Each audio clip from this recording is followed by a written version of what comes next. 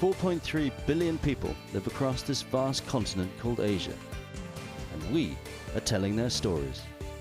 On this edition, Taming the Beast, how a monastery in Thailand is providing sanctuary for the endangered tiger. But is their coexistence genuine?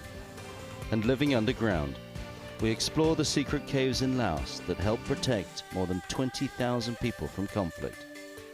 I'm Tony Cheng, and this is Assignment Asia.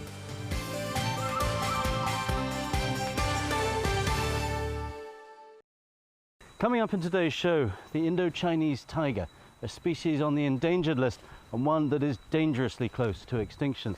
Only a few hundred are thought to still exist in the wild. But there's a place in Thailand offering sanctuary to the tiger, a place that actually claims to have calmed the beast.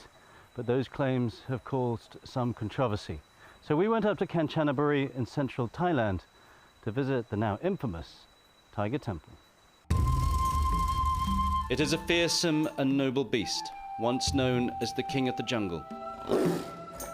Today, however, the jungle has gone and the tiger hovers on the brink of extinction. But in one remote corner of Thailand, the tiger is thriving, where the ferocious cat has been tamed by a handful of Buddhist monks.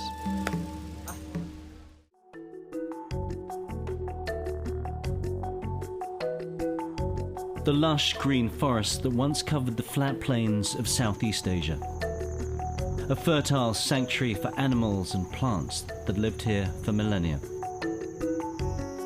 Thousands of square miles of dense, untouched jungle, sheltering exotic species from elephants to insects, and the king of the beasts, the Indochinese tiger. But the tigers are now on the brink of extinction. 97% of the world's population has been wiped out in just 100 years. In Thailand, only 250 survive in the wild, in nature reserves like this. Protected by forest rangers from poachers and hunters, the rangers are lucky to find even a paw print. Tiger.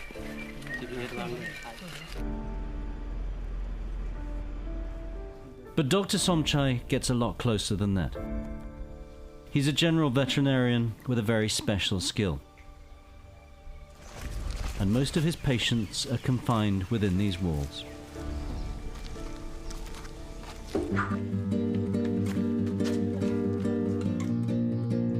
Inside is a sanctuary, a place that's become home to one of the world's most endangered species. It's a spiritual home and a business worth millions of dollars every year. It's a place of contradictions, but are the inmates there for their own protection, or are they being used?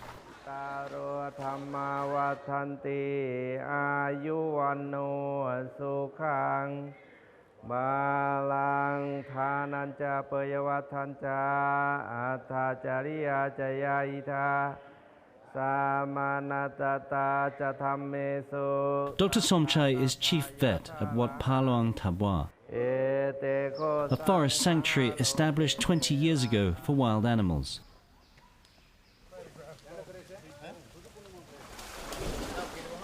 A 120 tigers now call the temple home.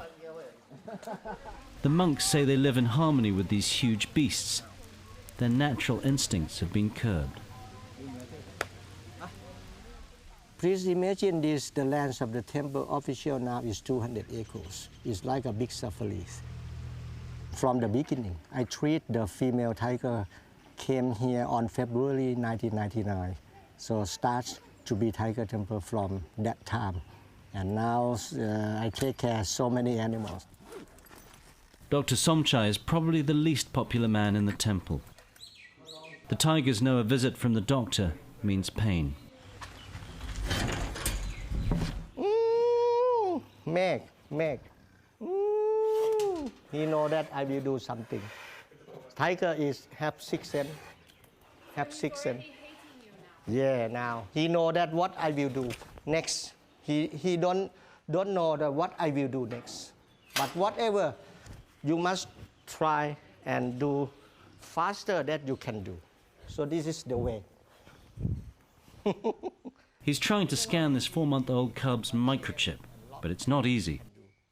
Because he a male tiger, so like he try to dominate any other persons, and he not fear anything else. He try to facing with you. This is not normal.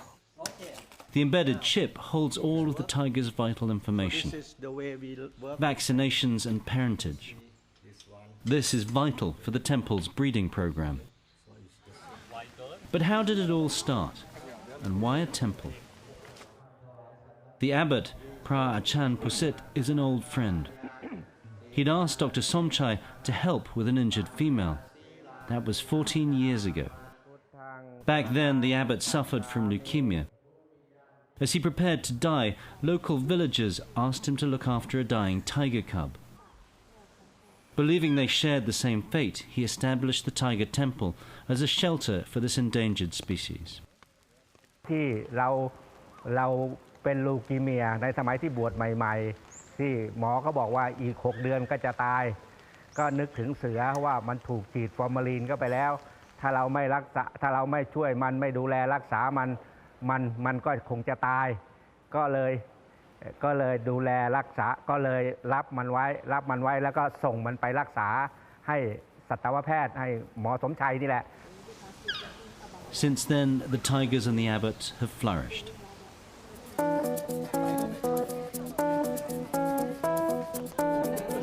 It's not just the monks who share the company of the tigers. Thousands of tourists visit the temple every day. They come because this is one of the few places they can get close to one of nature's largest predators.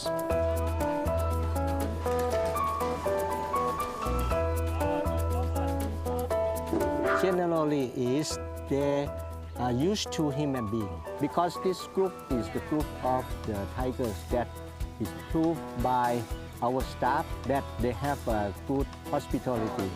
It's different from tiger in the wild. They're born here and they see human being. A human being not their enemy. It seems like a mother, like a sister, like a brother, something like that. And at the same time, we have a person who the tiger trusts. But the experience is not cheap. Feeding the cubs costs $30. A whole morning with them is $150. The temple has been accused of exploiting the tigers purely for financial gain, bringing in hundreds of thousands of dollars a year. And some say the tigers are drugged, that these huge and dangerous beasts are docile not because of the spiritual efforts of the monks, but because of sedatives. How else could they be controlled?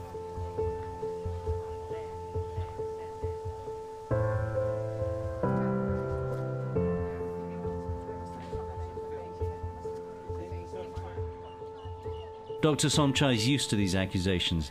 Accusations, he says, are completely groundless.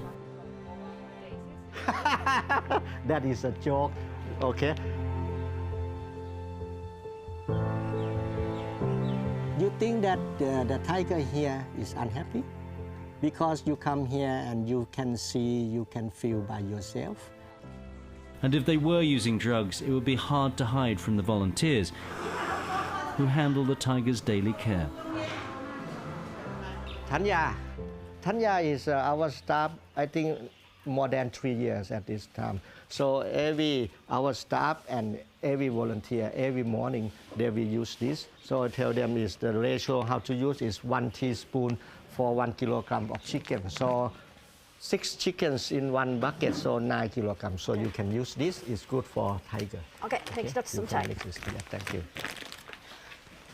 I actually came as a tourist. I'd heard about it from people who'd been here, had read about it on the internet. A lot of tigers, so I was like, oh, I'll come see everything. Came here and found out you could volunteer. And that was kind of the beginning of the end, really. I came as a volunteer a few months later and volunteered for a month and never left. Food preparation is important. The tigers are not allowed to consume any fresh blood. In part, that's to keep their natural instincts in check, but it's also more hygienic. The chicken is boiled and then the Protein mix on top adds a little bit of flavor to it, a little bit. But yeah, the chicken is very plain because I've tried it. Tanya also denies the tiger food is drugged. I've tried the milk that the babies get fed. I've tried the wet and dry dog food as well. And I've actually tried the protein powder, and that tastes disgusting. But the tigers seem to like it, and so they eat it, and they get the extra proteins and vitamins and everything, so it works. Tanya's other main job is to exercise the tigers. This she usually does with the other long-term employee, Jules. Hey, fat boys. Come on, fatties. Ma. Because of limited space, the exercise yard is used in rotation. The biggest problem is knowing who gets on with who. Generally, our general rule now is boy, girl, all the way along. So right now here, we have the 5 girls in this yard with the boys on each side. Most of these animals never meet the public. Only a handful can be trusted. Tigers are tigers, even those that were raised by Tanya since they were cubs.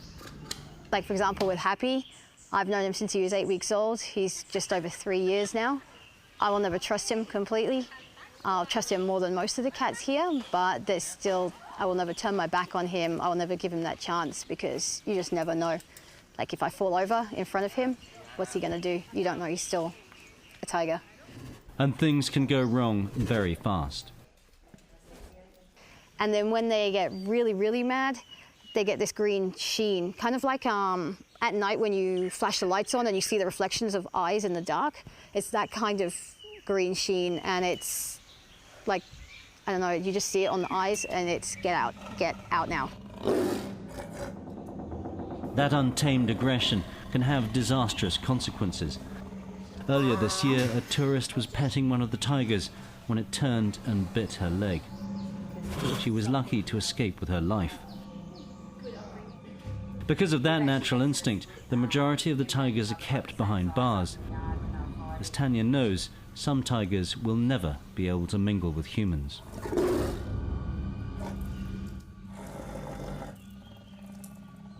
But despite the danger, Tanya has developed a unique bond with the tigers. It's like, I'm actually a dog person, so I see them more like dogs, but I love the cat part of the independence that they have. And once you've got a bond with a tiger, it doesn't compare to anything, because you've got that and you know that they love you. Like, even if they don't show it all the time, there's that moment when they do show, and it's extra special. When you're working with the big guys and it's just rained, and you go in the yard with them and you can see they've got a bit of a crazy face, it does get a little bit scary, especially if you can see they want to play and they kind of stalk at you and you don't really know how far they're going to go with running at you or not running at you, and it does get a little bit nerve-wracking at times. But that's why we always go together. We always have 2 or 3 of us so we can each watch each other's backs as well. A 200-kilogram predator, being showered like a domestic kitten. But they're not so friendly with everyone at the temple. Unfortunately for Dr. Somchai, the cats don't like him and they know exactly who he is. And funnily enough, we had another day, we had a tour guide come in who looked like him, and the cats all went off at him as well, and he couldn't figure it out, and we were like, you look like the vet.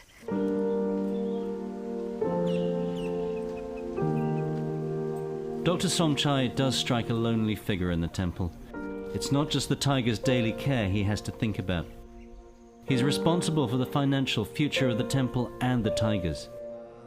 He needs to make money to fulfill his duty of care and conservation, but he says it's just a means to an end.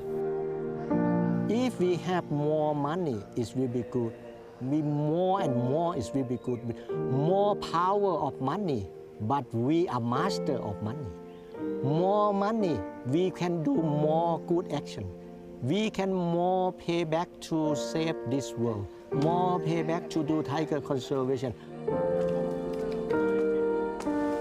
He knows the Tiger Temple is not a perfect home. He'd like to see his patients roaming free. But the tiger's natural habitat disappeared long ago. And in a modern world, this is the best chance they have for survival.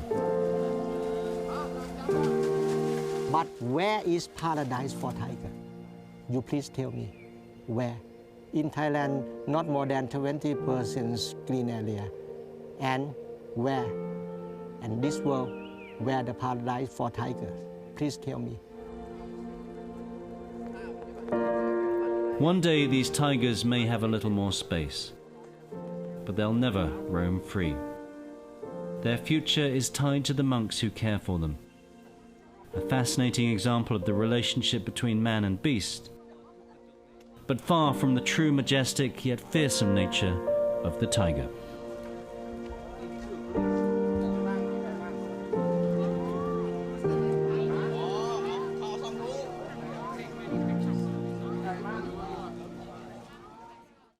The Tiger Temple continues to cause controversy. In early 2015, the Thai police raided the temple after reports that it was involved in trafficking tigers and tiger parts. But eventually the police decided not to bring any charges, and once again the tourists are flocking in. Now join us after the break. Going underground, we explore a cave city in Laos where thousands of people lived for nearly a decade during the Vietnam War.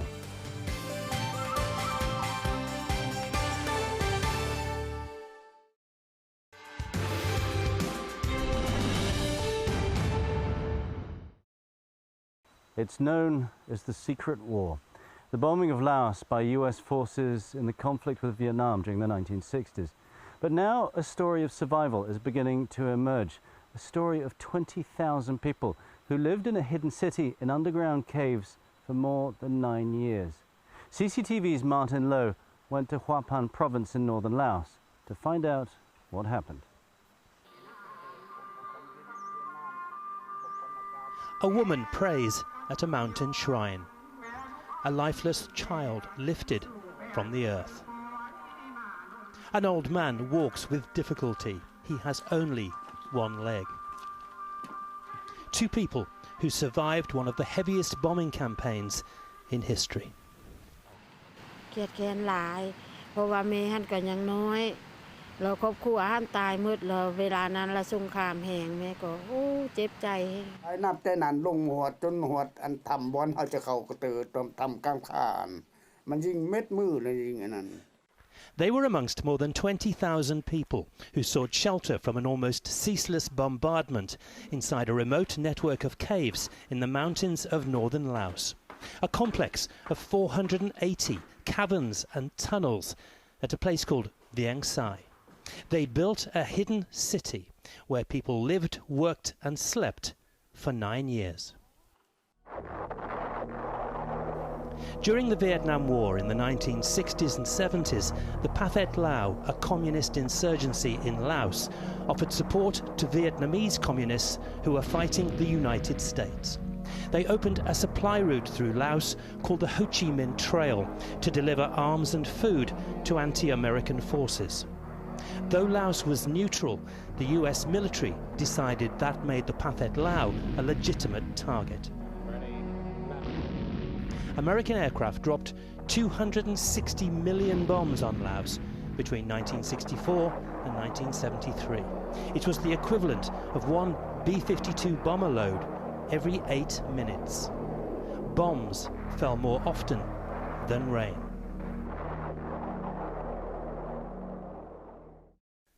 Boon Soo is now 78 and a grandfather, but in the war he was a soldier, and for 5 years he fought in the jungle and lived in the caves.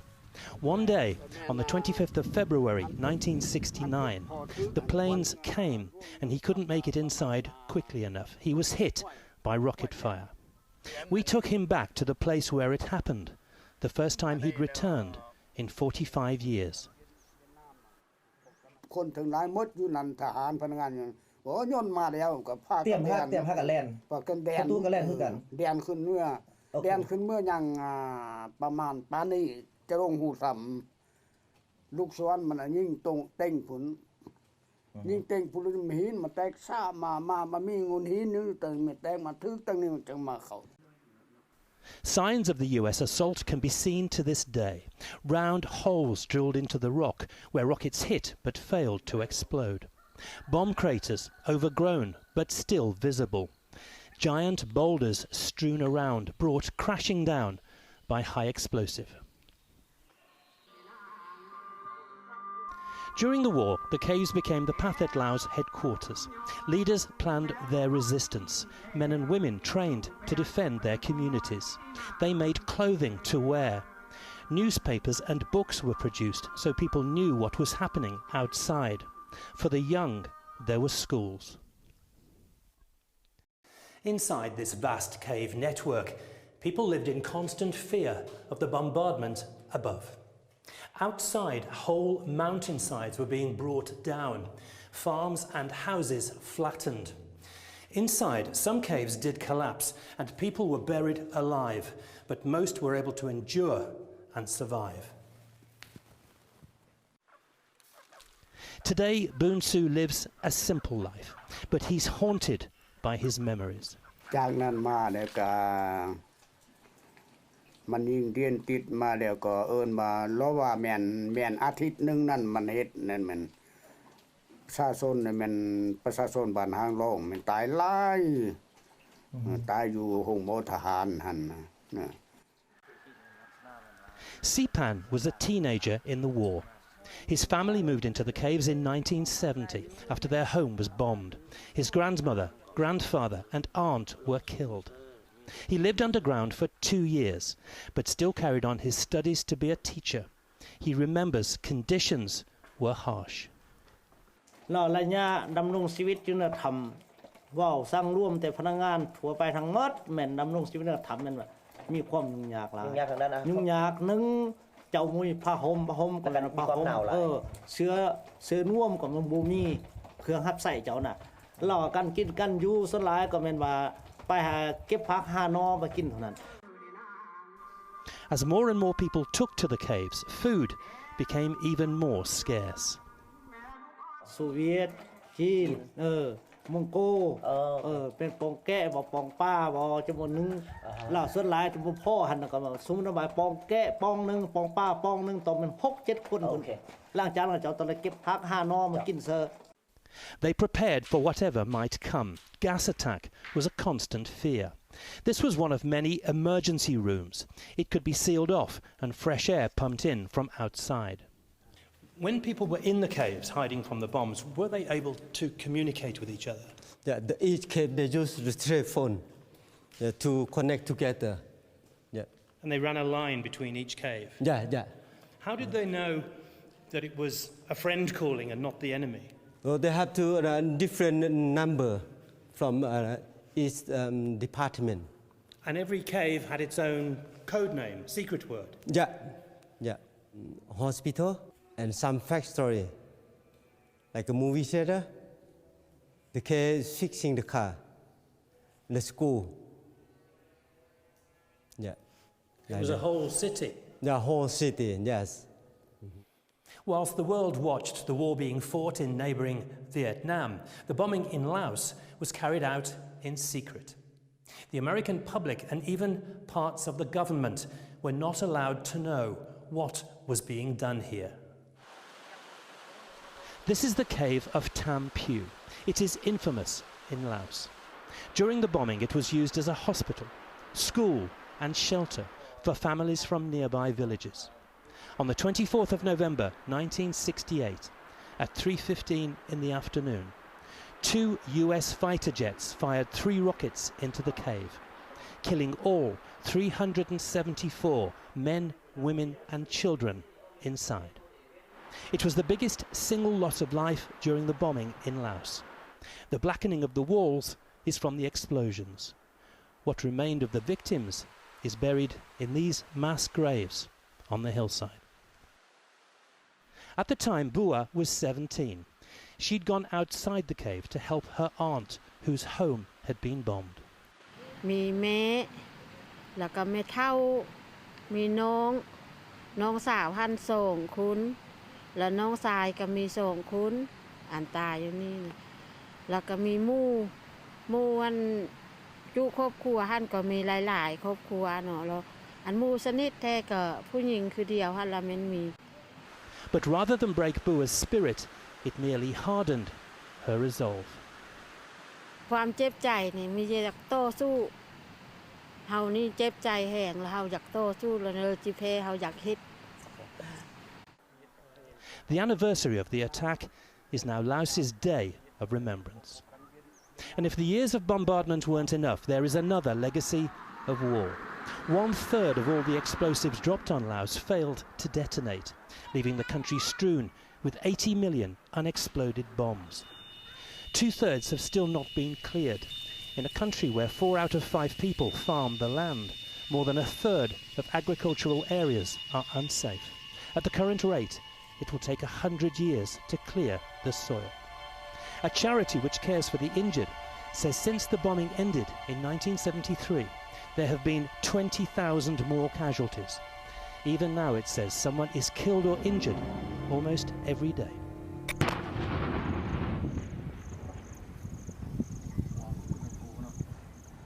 As a lot of bombs that are still remaining, what we are thinking is try to tell people as much as we can.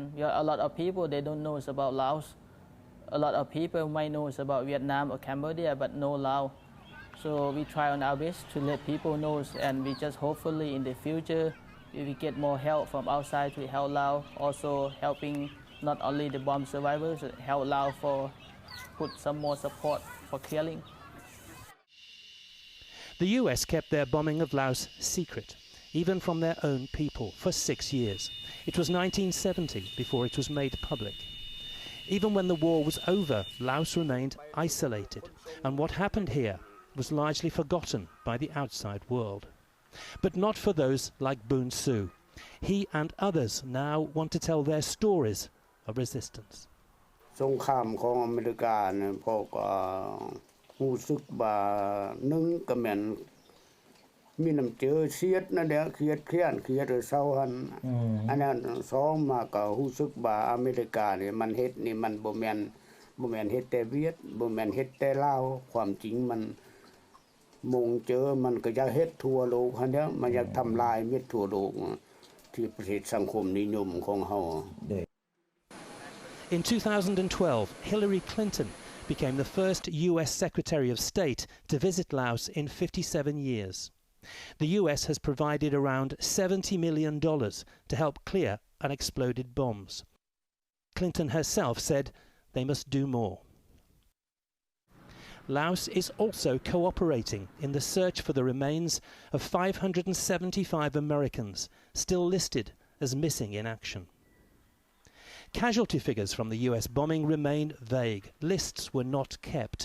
Numbers quoted vary from 20,000 to 200,000. But there's little doubt, without this astonishing network of underground caves, it would have been so many more. For Assignment Asia, I'm Martin Lowe at the Vieng Sai Caves in northern Laos. The Lao government's now trying to get more people to visit that part of the country. It's working with organisations like the Asian Development Bank to try and boost tourism, one of the country's economic goals. You can find out more about that and our other stories at our website, assignment-asia.com. Give us your thoughts or ideas for future shows. But I'm afraid that's all the time we have for today. I'm Tony Cheng. Thanks for watching, and join us again on Assignment Asia.